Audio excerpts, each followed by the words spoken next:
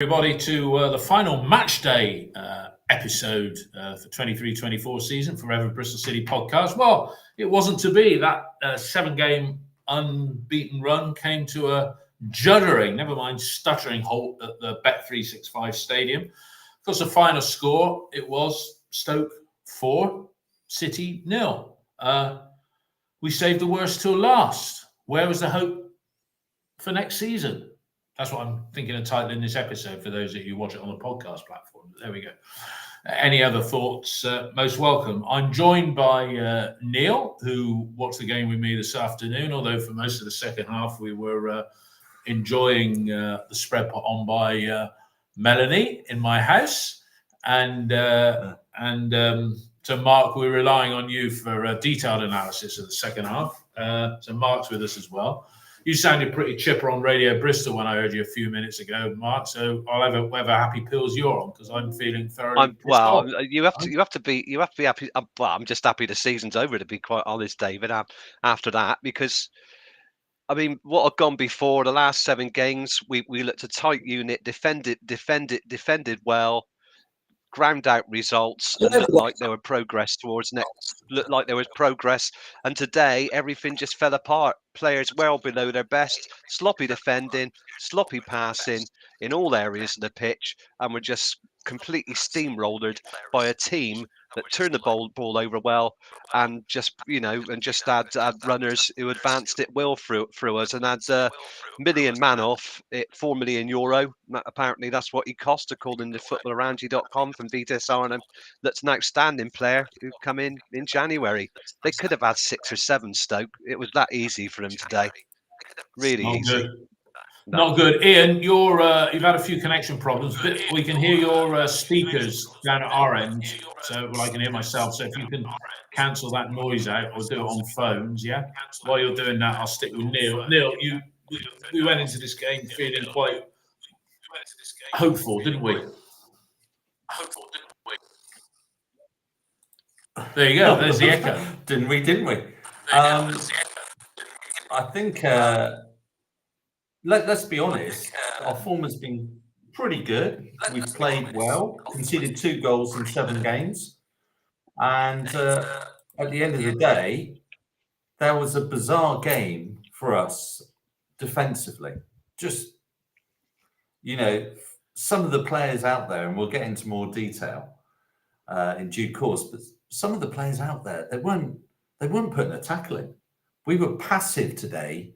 We allowed them to play around us, and I don't know what formation we were playing, but there were times when McCrory in that first half was 30 yards further forward than the rest of the back four, and Roberts on the third goal. What were we actually doing today? Defensively, we seemed to just be throwing everything out. I mean, it was an attacking formation, wasn't it? With Mehmeti, Sykes, and Conway on the pitch, but it was bizarre in the extreme for me. Yeah, I mean, I have to say, Mehmeti, Sykes, and Conway. A lot of people are saying on OTIB, Ian, all that really. Is he going to be a great loss? Well, yeah, he is going to be a loss, but he's been a bit of a disappointment. Sykes, you were just saying off air, Mark, Sykes is in appalling form at the moment, and we all know what Mehmeti is. So we had a front three that, if any of those are starting in the opening game of next season, we're not progressing. But there we go. I don't think they were the front three. I mean, according, I think, to people on OTIB, we did play a 3-4-2-1. And we were playing with Tanner, Roberts, and Dickey, with McCrory right wing back and Sykes left wing back, with Williams and Knight is central midfield. So we were playing the same formation, but looking really weak down the left hand side because of Sykes.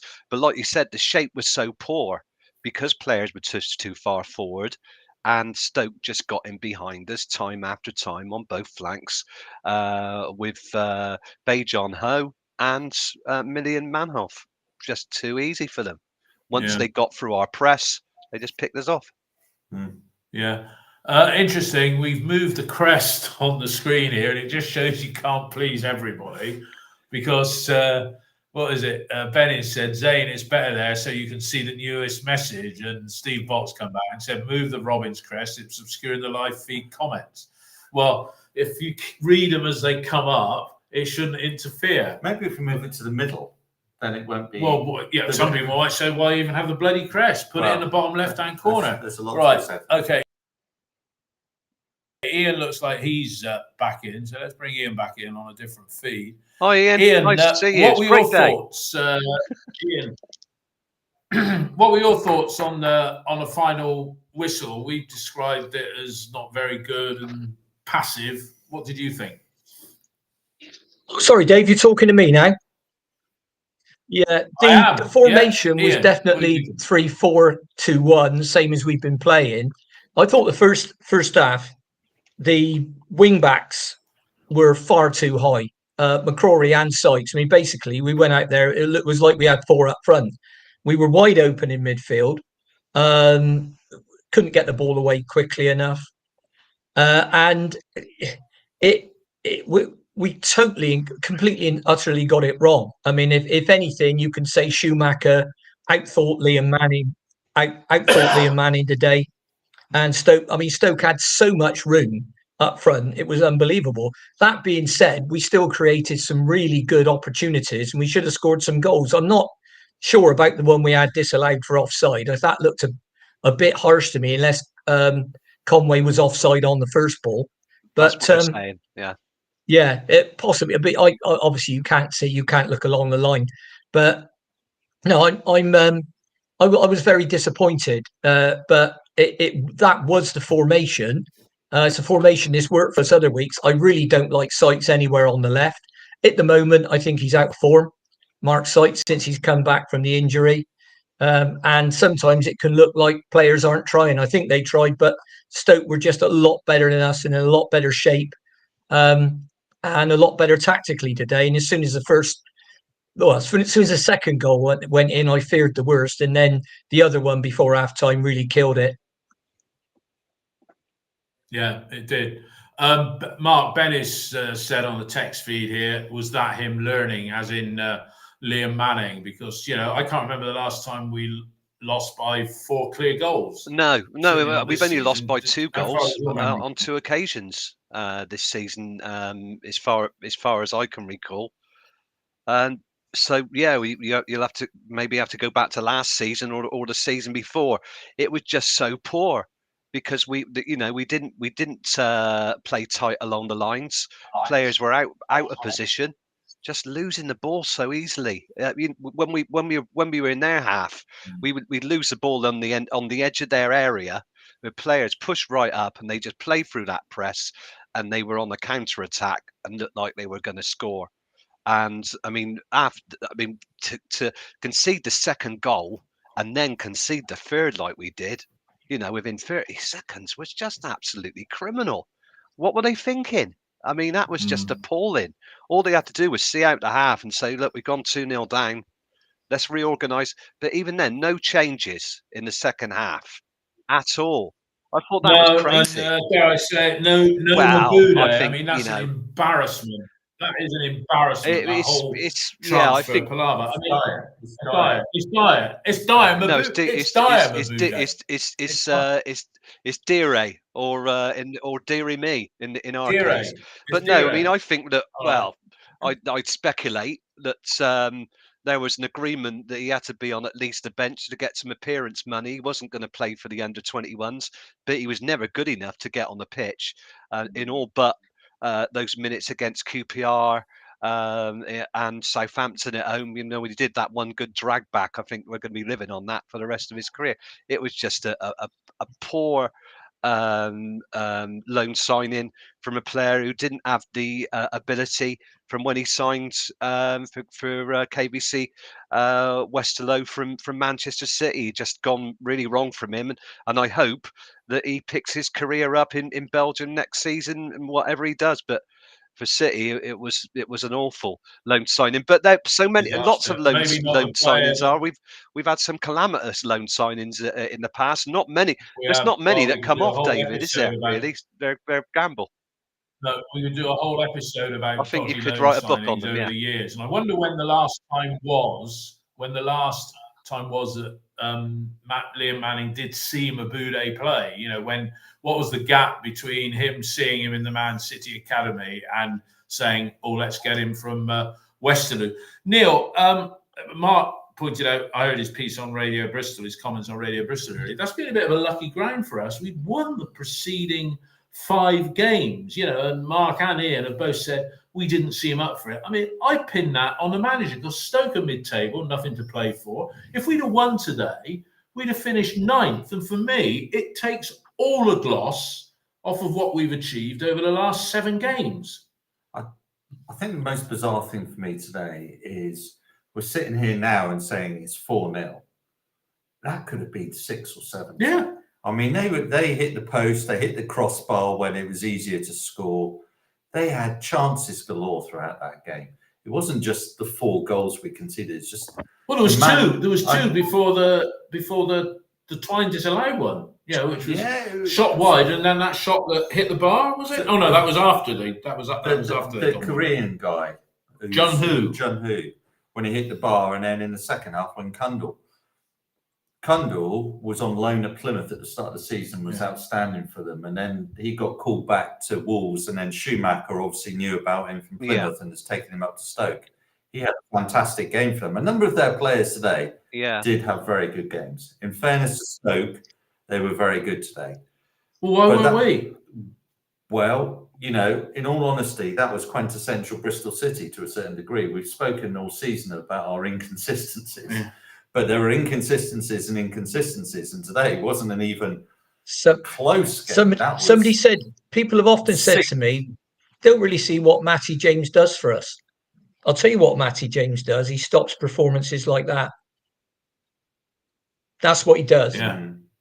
Dave, I didn't actually say that they weren't up for it. I said the trouble is when you get a game go that way, it can look like players aren't trying. And I thought they did try, but I thought our passing, particularly our final ball, we had some really good situations to play a final ball, was atrocious.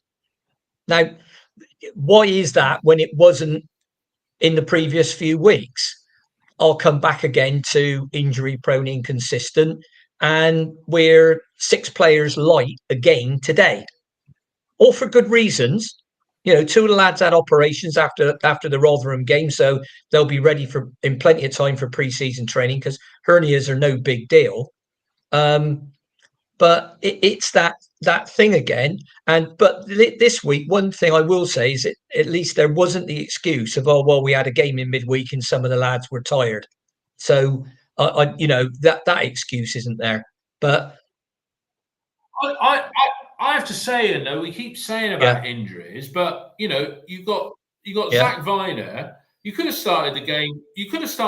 With Zach Viner. Yeah. You saw the side. You saw. Yeah.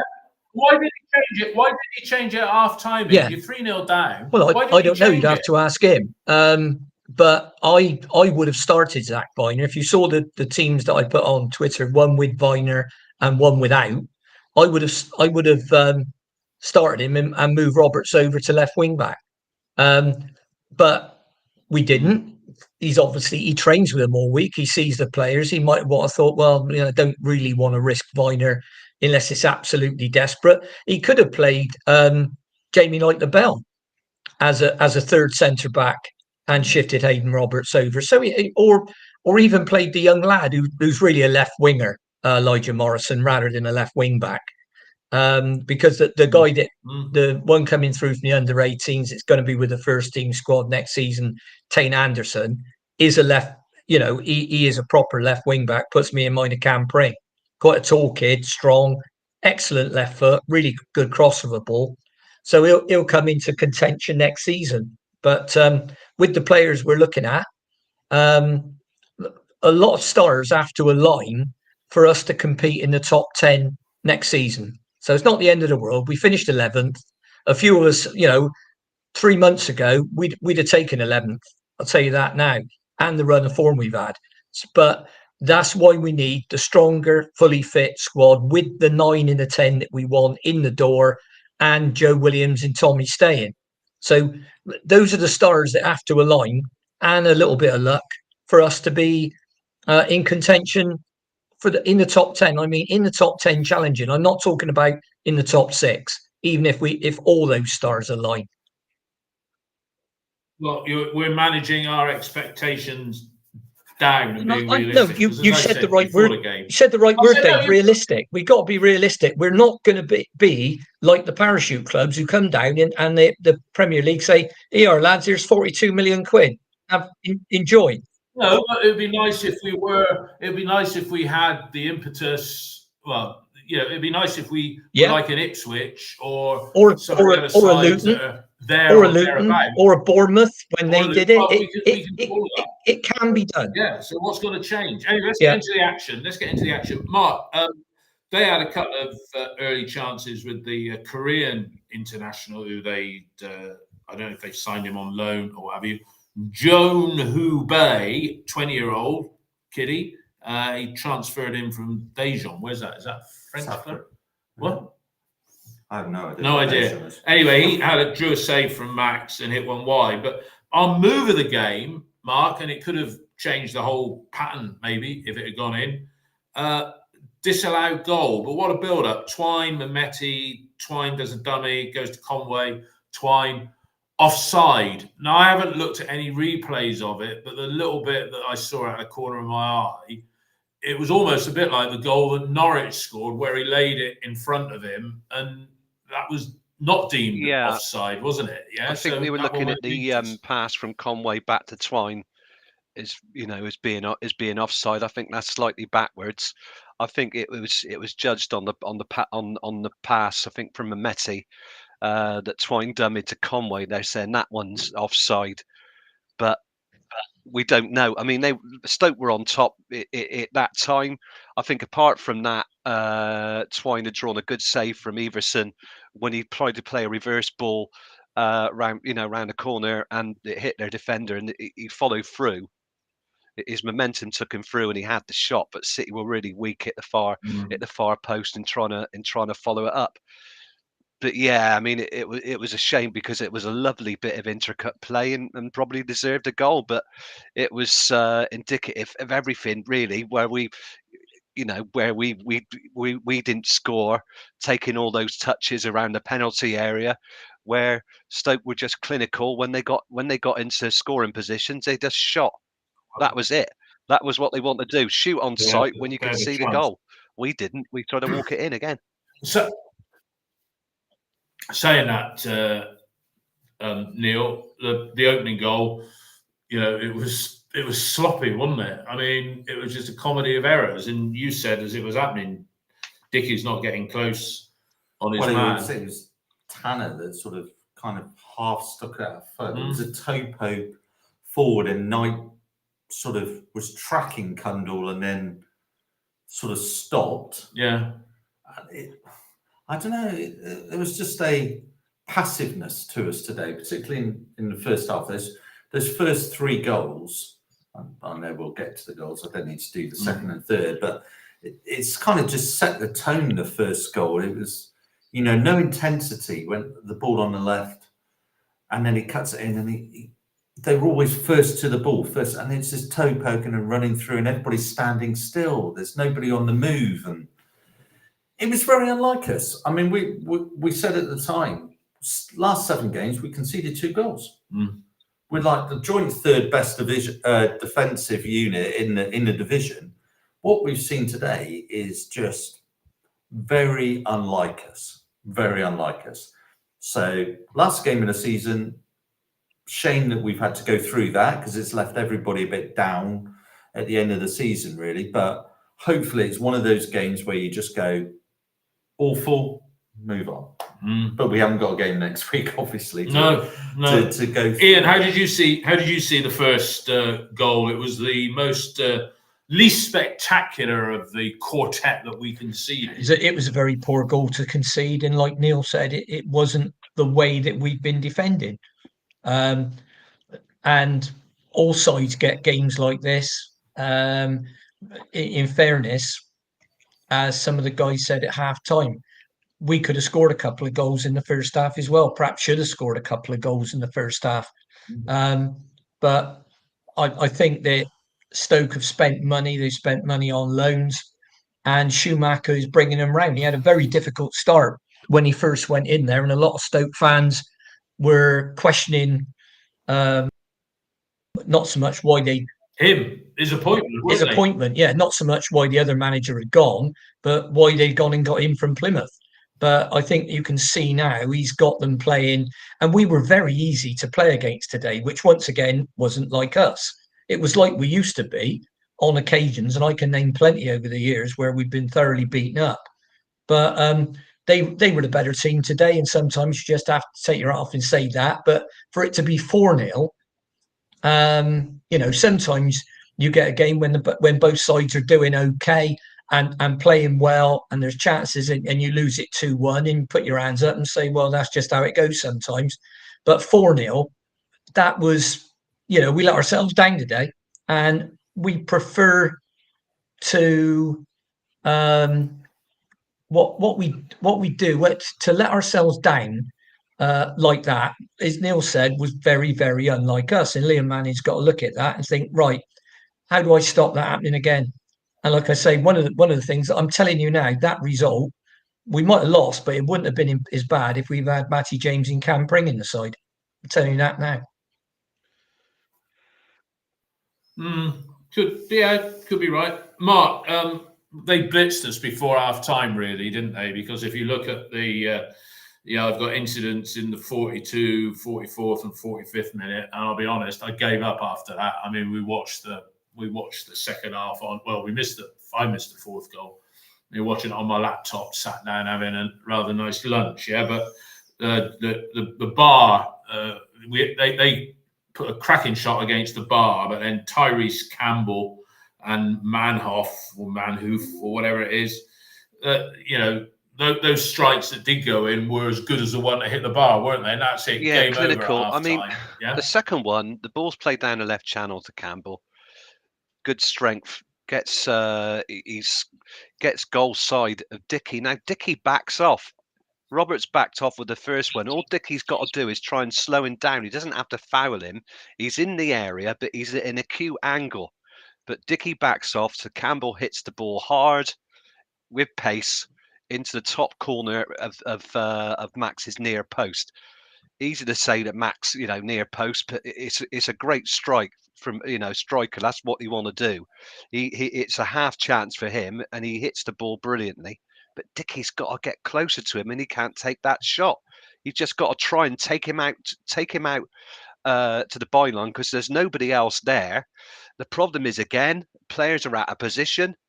George Channer, who should be partner him, he's chasing back. Other players are chasing back, and City again, their defensive line is all over the place.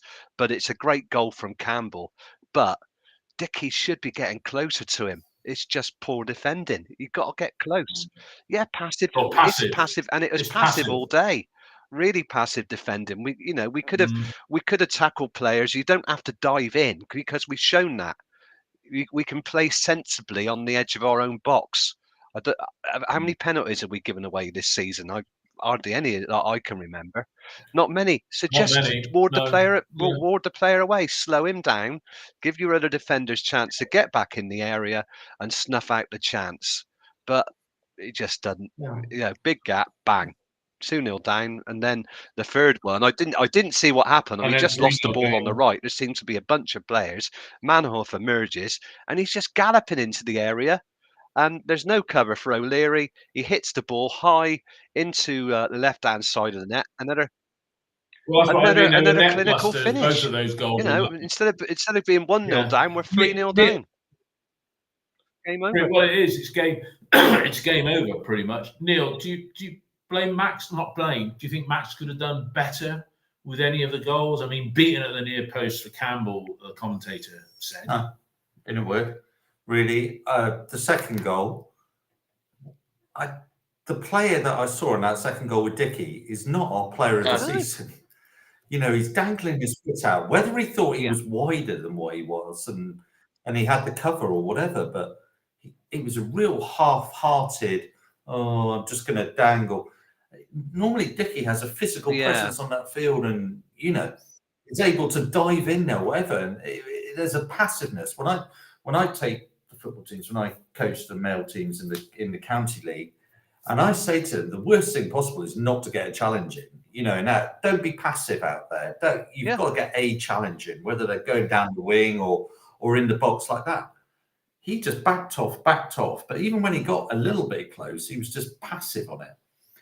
And then coming to the third goal, Roberts seemed to be on the halfway line. I don't know whether his head had gone or something, and he was racing forward. But both him and Sykes were both, 15 yards away from when the ball was crossed over from Manhoff. And you're like, what? Is that like a minute of madness there, all in all? Because Roberts has been absolutely superb defensively as well. So you've just watched with inside a minute, our player of the season have a very Dickie-like moment, followed by Roberts, who's been excellent defensively have a complete moment as well, where he's charged forward in some ways an even more advanced position than Sykes. And you're watching that and you're thinking, it's almost like watching junior under 12s football again. It wasn't. Yeah, it was just. It was City at their worst. You compare that, David. You compare that defending with the way that Pring and Roberts defended against Fatawu, against Leicester. How tight they kept it between them. Playing with a wing back and knowing they had to keep that. They had to cover Fatawu's runs, and he did it brilliantly today with Sykes there. I remember at Ipswich where we had a chance to win the game once Cornick had gone off and Sykes came on. I mean, defensively, he's a liability, isn't he? Absolute liability. Well, what a big point before we go to Ian. Today it had a feeling like this was our Blackburn game, and Blackburn before they came to Ashton Gate, I was just reminded. I went and said they only lost 1-0 at Ipswich, then they went up to Sunderland and won 5-1, and then they drew with Southampton 0-0, and then they came to us, and I know it's Dominic Hyam defensive masterclass, but it was defensively across the board. They just if you were John Eustace on the sideline, you'd be looking at Blackburn thinking, what the hell is this I know. team? Well, and maybe that was just one of those games, because there were individuals making mistakes there that have been excellent defensively throughout the season. So it's just unfortunate. It's the last game of the season. I mean, Ian, the fourth goal, take us through that one, because if you look at it in pure time, it's 45 plus 2, 49. So it's 3 goals conceded in 4 minutes, which is bloody appalling, a critical time of the game. How did you see that fourth goal? Because that kills it, doesn't it? It was, we'd just been down the other end and should have done something, but it was a fantastic strike. I mean, he went for it so well. He finished up wrapping himself round the post, but it was hell of a curling shot into the corner. It was in open play, but it was a little bit like Twine's effort last week. You ain't saving that with 2 goalkeepers. So, but should he have had as much space as he did on the edge of the box? But that was us all day. We didn't get our foot in. We didn't do all the things that we've done to be the 4th best defensive team. And by the way, this season, that's the least number of goals we've conceded since we've come back up in 9 seasons. So it just goes to show that hasn't been us all season. But today, I thought we had we had a stinker. And when at halftime people are saying, "Well, should he make changes?" Yes, I think he should.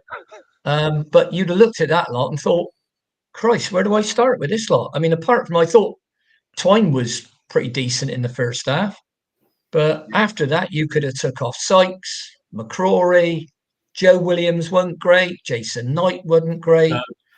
I could go on, and sometimes you think, well, this is so bad. Right, lads, go out, sort yourself out, get a quick goal, and we'll get back in this. And all of a sudden, Stoke get a very good goal. We are so lightweight up front, and it's the worst. That defeat has come at the worst time for us, because you haven't got another match in a week's time to put it right. Yeah, But look at how what was really bad for me, David, was how easily we lost the ball when we were close to goal. Conway weak, Mehmeti, well, we know he's weak on the ball. Twine just kept losing the ball so easily, letting defenders get goal side and rob them when they were in good But they positions. weren't. We've got to do something Mark, like that. But Mark, they weren't alone. No, you know, no. But that How many was the times? difference, How many wasn't it? times did Joe Williams and Jason Knight lose the ball? Yeah. But you're right about and- James, and- Ian. and- He's the glue that holds Yeah. everything together. Today, without him there, Well, that was it. he can be. I'm not. Matty James is a really good player. All right, Yeah. he's 33, going on 34. I'd love him to sign, a 1-year deal, even if it means on a little bit more money. And that's what I'd like to happen. But it all comes down at the end of the day. It all comes down to the budget from the board. But my understanding is we are, close on signings. I'm very impressed with John Lansdown's interview on Radio Bristol. I think that should have lifted a few people's hopes, and I think he came across really well. And he certainly didn't say things like, "Well, people have got to leave. The budget's not there." So, fingers crossed, we'll do the business and we'll do it early because we need to.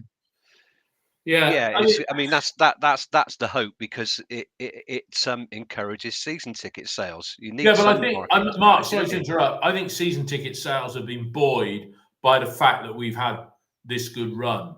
Yeah, because we need something, boy. This run has come out of the blue, and as one of the callers, I think the caller before you on Radio Bristol said, it would have been nice just to have got a point today. Then we'd have had 8 games. If you add the previous 2 into that, we'd have lost 1 out of the last 10. Right, and this for me has just taken a gloss. So should we? It hadn't taken the gloss off it. I think you're being negative. And no, I'm not. I'm just telling you how I feel. You're more or less saying don't take any. When we play well, don't take any notice of that. But when we're bad, let's stuff them. So no, I was saying we lost 1 out of the last 10. So what do you want? What do you expect us to be like? Ipswich, or not Ipswich so much, Leicester, or look at how many of Leeds won recently. Did they get beat against there? I didn't see the final score. Yeah, I think so. I think it just took took a little bit of the gloss off of what has been really good progress in a really tight unit. But don't overreact, for God's sake. No, I'm not overreacting. I think we played as a very tight. We played as a very tight unit for the last 7 or 8 games and made progress on the today pitch. we didn't. Today we just didn't. Yeah. That was it. That's what that's what I'm saying. It's so Bristol City, raising your expectations. Football, You're Dave. coming along thinking, great, Dave, I saw Liverpool get beat 3-0 at Anfield by Atalanta. Is that so Liverpool? It happens, mate. It's football. Choking a little bit. Yeah, but the football club, and look at the money they've spent. Look what they've done. Look who they are and what they've got. And you're expecting Bristol City to be like some bloody robot that plays fantastic every week. Today, if I may, we were crap today. There you are, said it. But we weren't crap last week. I agree with Ian in terms of the fact that there was some difficult times for us this season, at the end when we did our end of season podcast back in 2 months ago. There have been some difficult, and it's been encouraging the last 10 games. Just today, it's unfortunate. It's the end of the season, and if there's some players on that pitch there today that we're not going to see play for City again. And so for me, it was just unfortunate that we had that type of performance on our last game of the season. And some of the players, that's their last ever game for Bristol City. And to see that level, because nobody had a good game, did they? I can't think of anybody who had a good game. No, I don't think Max had a bad game. He made some good saves. About the goals or the stuff. And no. I think Twine wasn't too bad in the first. I mean, when Twine went through and had that shot saved, I mean, he should have buried that. Absolutely buried that. We had chances. He did at Norwich. He had a chance, didn't he? It was 0-0 when the offside goal, and then at 1-0, 1-1 equaliser, and we might be talking a different game. But there was a certain naivety, passiveness to it. It's a type of performance. I didn't go up to Stoke today. My youngest has gone up to Stoke dressed as a hot dog. And, and he's on the Cats coach coming back. You told me he was a little burger. Well, this is it. He was playing for Stoke. And it was like... Burger. And it was for the 2,000 plus City fans that went up to Stoke today to watch a performance like that, because it wasn't a performance where we seem our effort levels weren't there. That's the disappointing element of it today. We can lose a game. We were always going to lose a game at some stage. Our performance levels have been incredibly high. To actually drop it in such a in the manner, it's not the defeat, it's the manner of the defeat. It's the manner of the defeat. But I think Ian is right that we do have to put context on this, that it comes on the basis of some decent results and some decent it was the exception in what has been a huge improvement in defence this season. To be up there with the best teams in the division defensively is a great achievement. And I think that was disappointing, where we played with great shape and defended, tightly, not left great holes, when we're pushing forward.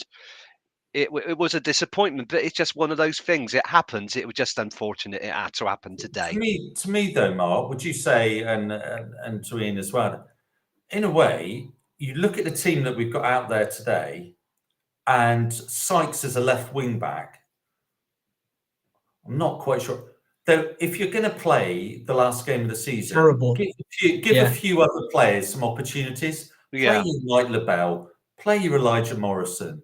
Give some of the young players some opportunities there. Well, he trusted in an experienced player who badly let him down, and he could have hooked him at half time. He was that bad, and he could have put Morrison on.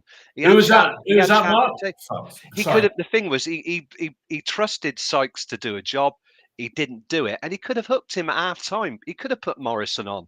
We were 3-0 down. There wouldn't have been a bit of problem. He couldn't have done any worse, and Morrison would have been chomping at the bit.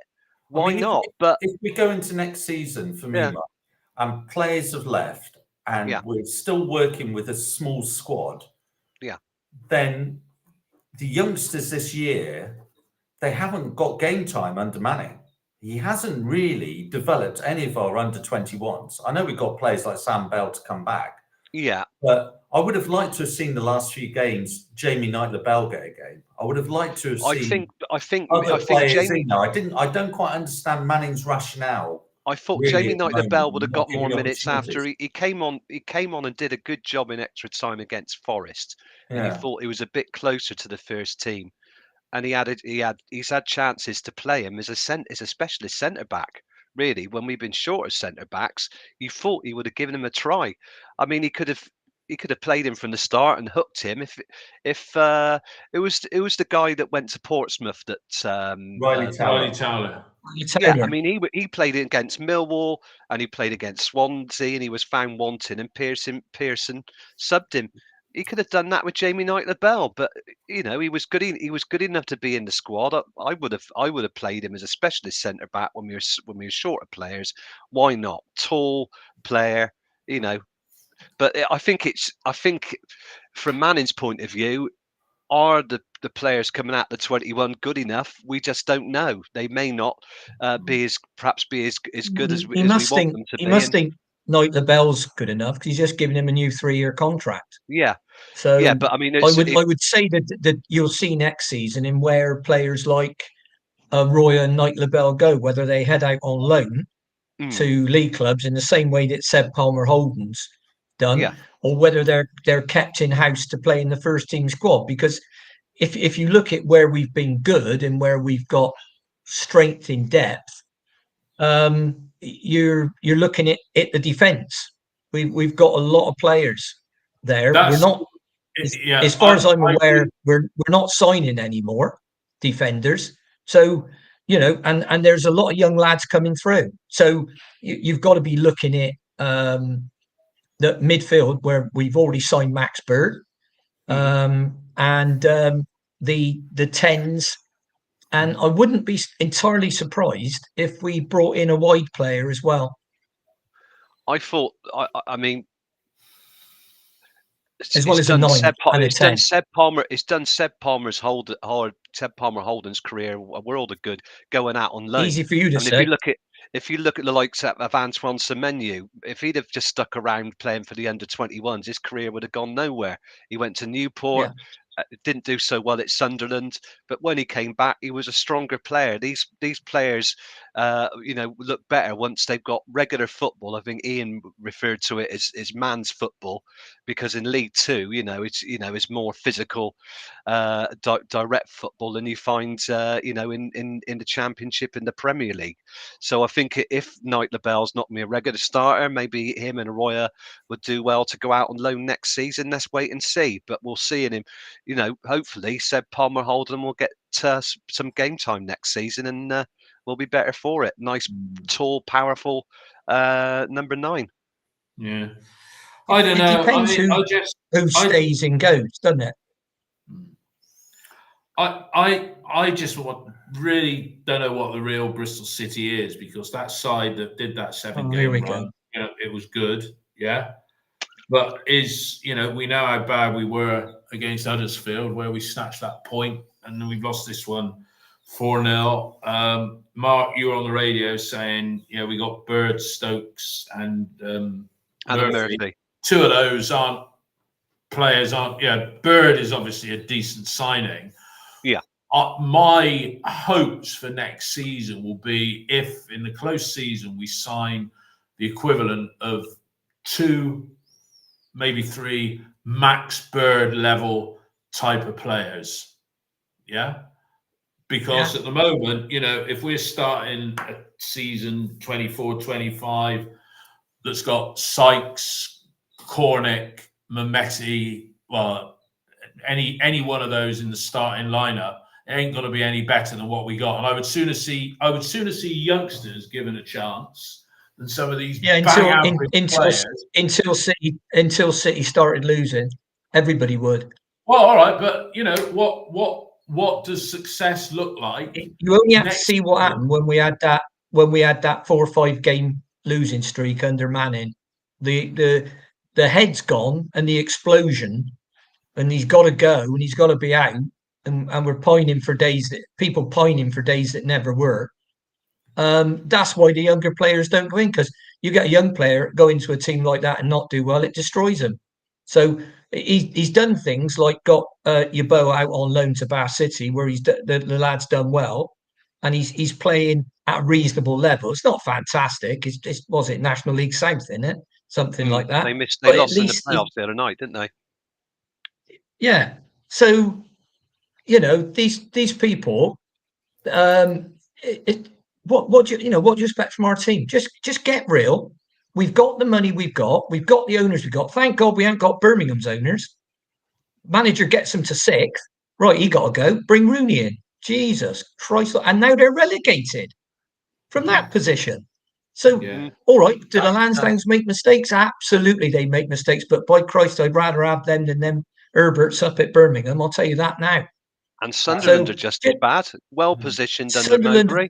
Absolutely, Mark, with Mowbray. Absolutely, with Mowbray. All right, Birmingham had a bit of bad luck. They went and got Mowbray, and poor lad got sick.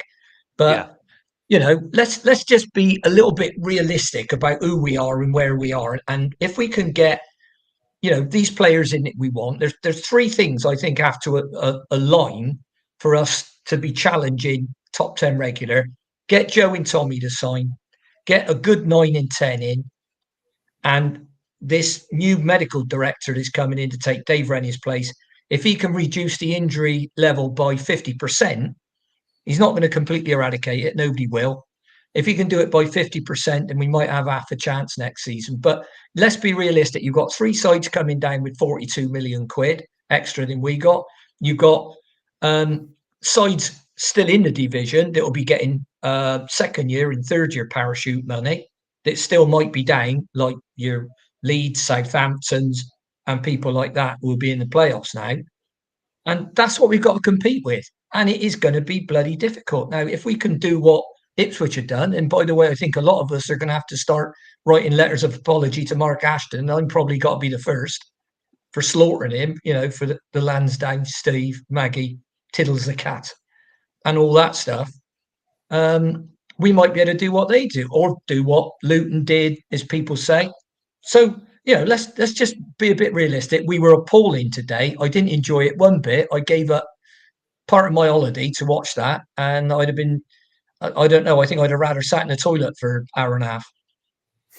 Yeah. The thing was, I mean, you look at Ipswich, that what they had was momentum, and they kept the majority of that squad throughout the season. I mean, they had journeymen in central midfield who gave their all in Sam Morsey and Luongo, who we knew from, I think it was at Swindon and QPR. Swindon. They're not anything special in terms of their personnel, but they got a great playing style, and as a unit, they were just relentless. A team that went out just to try and outscore their opponents, regardless of whether they were behind or in front. Even on Tuesday, what's the game against Coventry? It wasn't a good game, but they were still playing an open game when they were 2-1 up, and they could have just run the clock down. But they just want to, honestly, entertainment written all over them, and they had to. I think they had to go up automatically this season. I think they would have found the playoffs difficult psychologically, and I think in physically as well.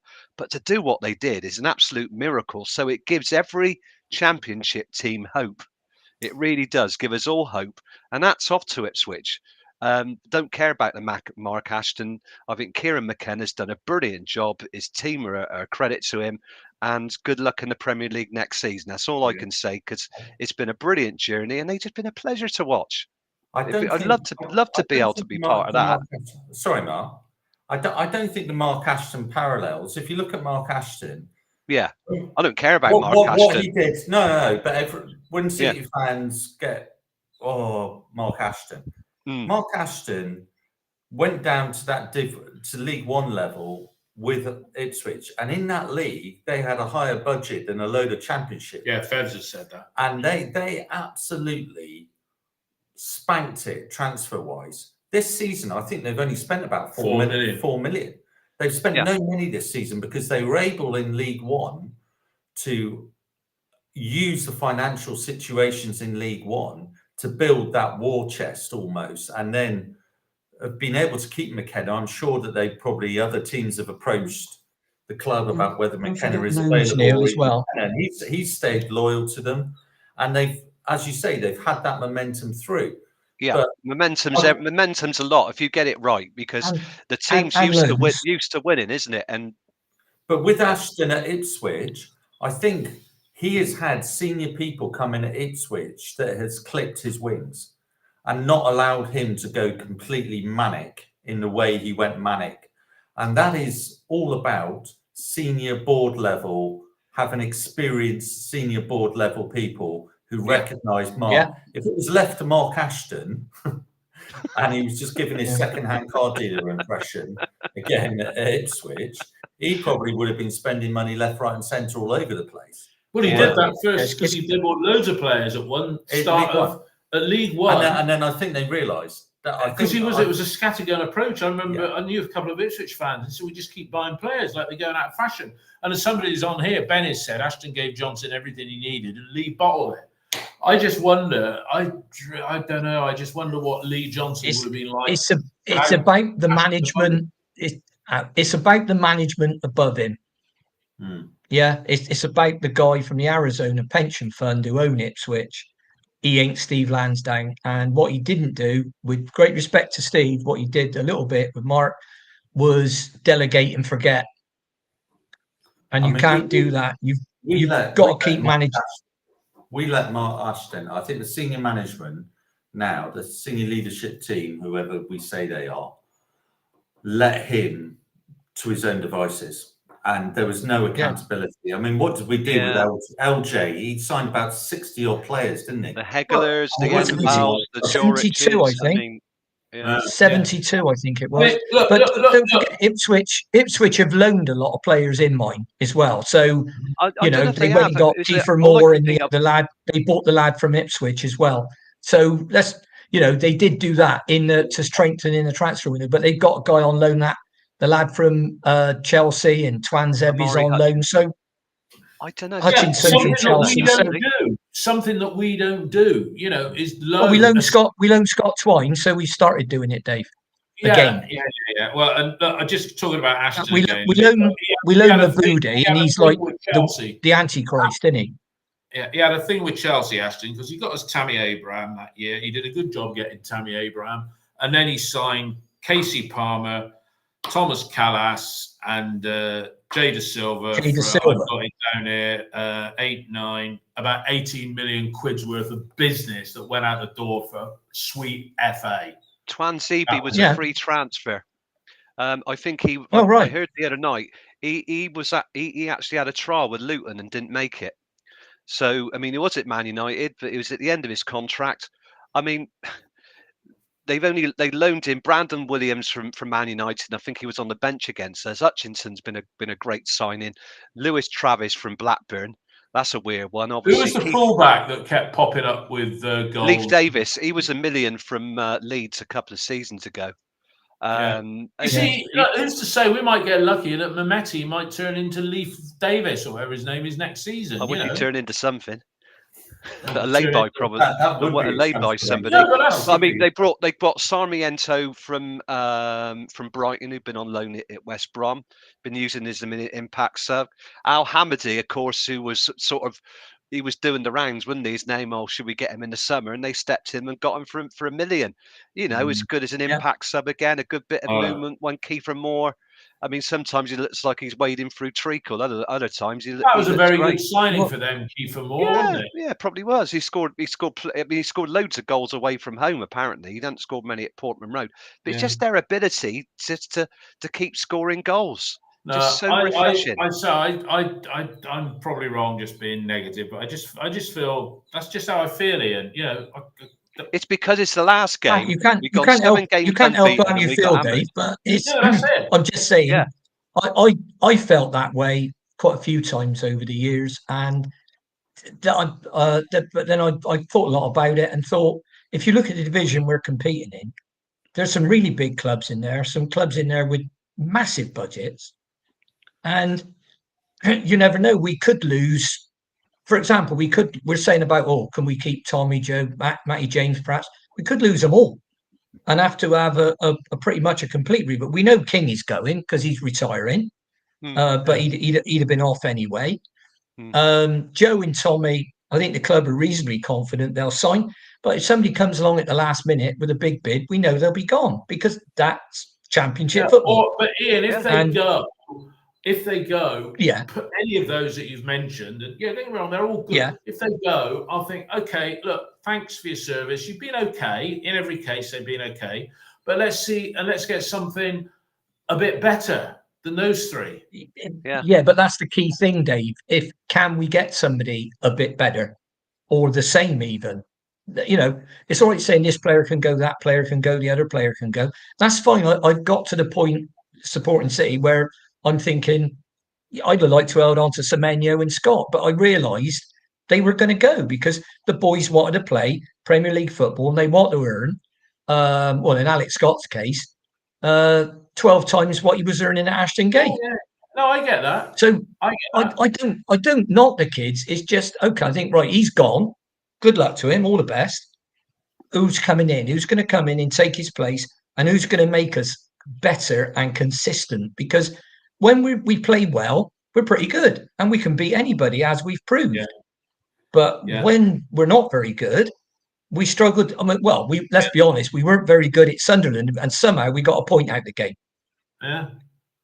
I still don't know how. And that was another match. Today, again, if one wishes to be churlish, you could say those 7 games, how many were really good performances? Because there was a couple of stinkers in there as well, mind you. And that's where but every club, Dave, that happens. Every club at the end of the season can say, I know. But if this and but that and if he would have done that and if your auntie had that, she'd be your uncle. So you've got to be realistic into what we can achieve. But if we do the 3 things I've said, I think we can be around the top 10 and possibly challenge for the playoffs. But it's going to be really difficult with the amount of money that other clubs are being given. They're not earning it. They're being given it to be better than us and compete.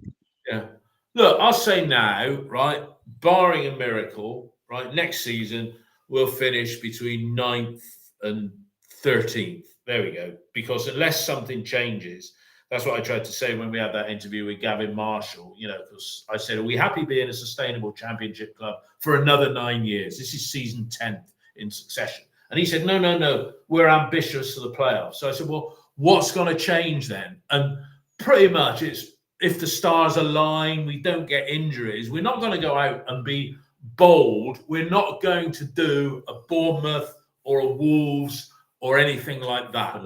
Or a Fulham. We're not going to do anything out of the ordinary. It's good old steady Eddie Bristol City. And I'll still buy me season tickets. I'll still buy me 2 season tickets. I'll still go down every week. I will. But, it is becoming a little bit... But you can, David, you can get into the playoffs without spending a fortune. In the last few seasons, Coventry had done it. Barnsley had done it. All right, well, great. Let's hope we can do it. So it is possible. If you get a playing style. Neil said Ipswich had a distinct playing style, which was... I think the thing that I take about Coventry and Luton, when we talk about them as teams, their cost base is so completely different. I think that blows it out of the water. It's the operational costs that do. I don't think you shouldn't get too confused between Bristol City Holdings, which includes events and the women's team and all that. Don't get too confused between that and Bristol City Football Club, because the accounts we submit to for the financial fair play aren't the same thing. So from looking at those accounts, you cannot tell what the wage bill is down at Bristol City. You can't tell. No, I'm not saying you can tell what the wage bill is down at Bristol City. And what I'm saying is that our turnover might be 26 million and our operating costs on the balance sheet are 25 million. So straight away. Yeah, but not for the football club. That's the point I'm making. No, not for the football club. Those are holding company accounts. So, Ian, you're saying that the operating costs aren't affecting our ability to compete? The operating costs? No. So you think we've got a lower cost model than Coventry, Preston? Dave, stop making up stuff. Dave, you no. Don't tell me what I think. Right? I'll articulate what I think, and then you can say, "Well, I think that's wrong." That's fair enough. I'm saying those accounts are for Bristol City Holdings, right? They include events, they include the women's team, they include the academy, all the stuff that is disallowable from financial fair play. They include all that. So anybody that is saying, well, our wage bill, our average wage bill is 15,000, 16,000. I've had this conversation with Kieran Maguire, who knows a darn sight more about football finance than I'll ever know if I live to be 100. And basically what they do is guess, and they guess at a figure of 70% of that cost. It's not that down at Bristol City. I'll tell you, it's probably closer to 52, 53. So how do we lose the amount of money that we lose each season that Lansdowne has to? The holding company loses it. If we lost the amount of money and we sent those figures through to the EFL, right? Yeah. We'd have been getting hammered with 10 and 15 point deductions long ago. So there's a load of allowances that you take out. So those accounts you've seen for Bristol City Holdings, where we lose 38 million, or I think we lost 22 last year, didn't we? Yeah. Those accounts, they include £1 million that the women's team lost. Gavin Marshall told us that on the podcast, that the women's team will lose over £1 million this year. Yeah, they include all the money we spend on last year's figures, though, will they? Sorry? That's this year's figures moving forward. It's not going to be the figures for last year, is it? So the money we've lost last year. I don't know.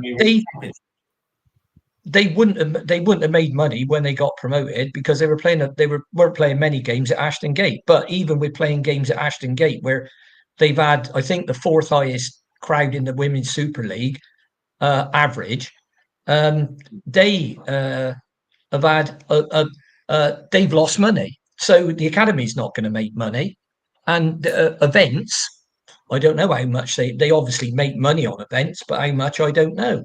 But a lot of the overheads down there, that's all included. That's what I'm saying. I'd love to see the accounts that we actually see, that we actually send to the EFL, because they can't be same accounts as that because the losses are too big.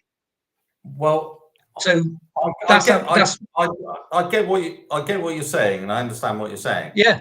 But the cost base at Ashton Gate, we've developed facilities that are costing us far too much money in the championship for where we are. We've built these new stadiums and training facilities, but what we need is a team on the pitch. We need to actually get up into division. At the moment, just staying where we are and doing the same thing year in, year out is just bringing us sustained losses that is causing us to having to sell players in order to meet those FP. But every club in the championship has to sell players now. Coventry sold their best 2 players last year. Yeah, they went out and spent the money. They went out and spent the money. They didn't spend all of it, Dave. Ian, they spent a darn sight more of the money they got for Dockeries and whatever his name was, Hamer. Gustavo Hamer. They bought Hadji Wright and Ellis Sims, didn't they? Yeah, they bought Hadji Wright and Ellis Sims for less money than they got for Jokeris. Okay, but and Jokeris and Hamer went for about 36 million, and they didn't spend 36 million or anything like it. About 22. But when you look at us in the division, go on, Dave. Would you not say though that after 10 years in this division, now next season, our 10th season, where we haven't been in the playoffs once, and haven't really touched on those playoffs at all, and those teams that we've mentioned they might have struggled one season. The Huddersfields got relegated today, but they were in the playoffs 2 years ago. Yeah, so there are teams there. Huddersfield went up to the Premier League.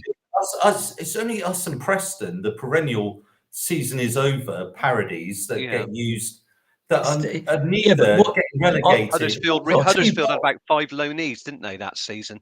I'll tell you what you've got.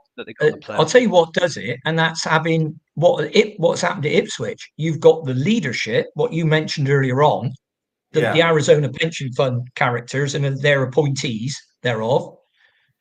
You've got Ashton, right, who's been restrained, we'll call it, from his worst impulses. You can call it that. And he's gone out, in fairness to him, and got Kieran McKenna as the manager, and their stars have aligned. Now, he also took a physio there that got heavily criticised, if I remember rightly, at Ashton Gate.